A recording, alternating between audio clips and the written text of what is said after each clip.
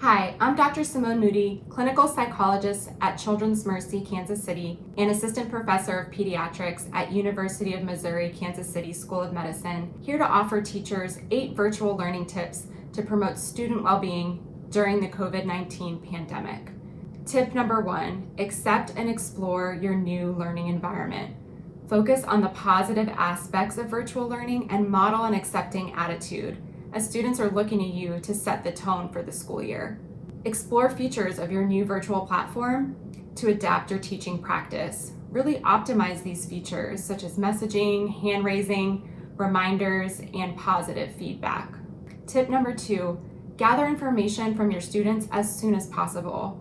Schedule a virtual check-in with families to identify student strengths, areas for growth, and any concerns that they have for their child. Ask the family what the child's learning environment will be and who will be available to support the student during the day.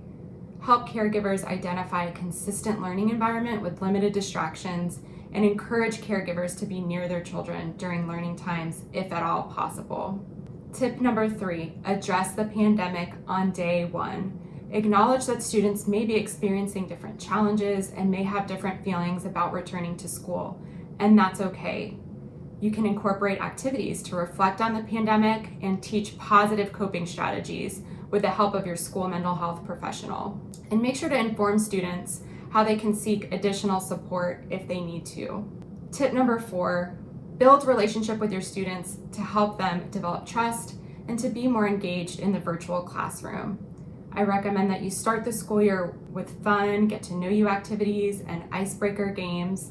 You can even facilitate small virtual group activities that are supervised by you, other school staff members, or even parent volunteers to make it easier for children to connect. When communicating virtually, emote more than you would in person to keep your students engaged and to really help build that connection. Tip number 5, modify your routines and expectations.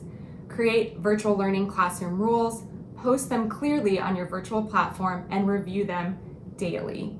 Example rules include staying upright in camera view, wearing appropriate clothing for school, and pressing the raise your hand to speak button. It's also great to conduct daily class check-ins in the morning if possible to help set the agenda for the day.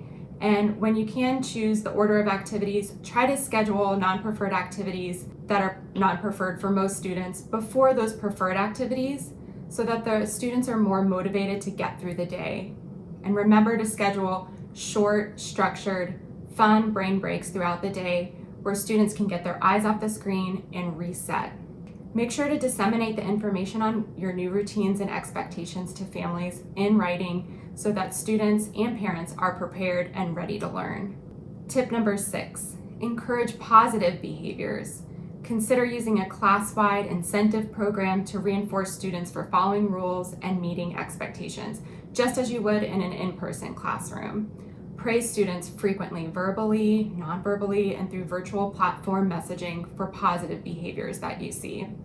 Students who exhibit problematic behaviors will need more of this praise to really help shape their appropriate behavior over time. And for students who are demonstrating significant challenges, set small, attainable goals and work with parents to reward student progress. Tip number 7, collaborate and communicate. Schedule individual brief meetings with families regularly to evaluate progress and to problem solve any barriers that there may be. And for students with special needs or those not meeting benchmarks, these meetings should be scheduled more frequently. In between these meetings, inform parents of your preferred method of communication and students as well. Welcome their questions and be responsive. And number 8, seek support for your students and for yourself. Connect students and families with mental health supports or other resources that they may need, and reach out to your colleagues for ideas and support. And last, but certainly not least, engage in regular self-care practices to keep you going. You got this.